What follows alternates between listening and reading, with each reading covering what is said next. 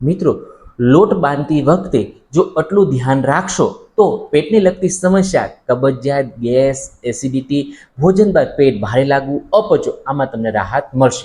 મિત્રો, આપણે ભોજનની અંદર જ્યારે લોટ બાંધીએ છીએ અને એમાં જે તેલનો ઉપયોગ કરીએ છીએ એમાં 50% જો કેસ્ટર ઓઇલ અથવા કે દિવેલ જેને આપણે કહીએ છીએ, એરેડિયું કહે છે, એનો ઉપયોગ કરવામાં આવે તો ઘણું રાહત થાય છે. કઈ રીતે કે રૂટિનમાં આપણે જે તલનું તેલ જે છે અને સિંગ તેલ જે છે એને બંનેને મિક્સ કરી દેવાનું છે અને એની અંદર જે છે જ્યારે લોટ બાંધો છો ત્યારે 1 ચમચી એ બંને તેલમાંથી લેવાની છે અને 1 ચમચી જે છે આ એરંડિયાના તેલ અથવા તો દિવેલનું લેવાનું છે અને એનાથી તમારે મોણ અને લોટને વ્યવસ્થિત બાંધવાનો છે.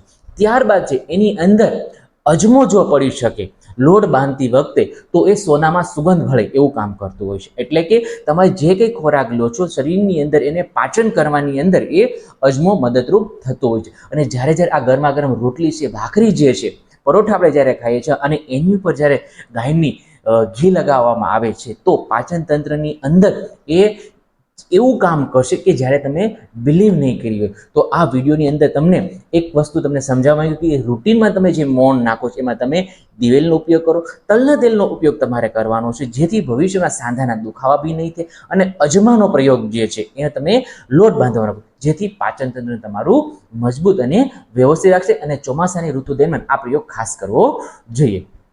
ધન્યવાદ.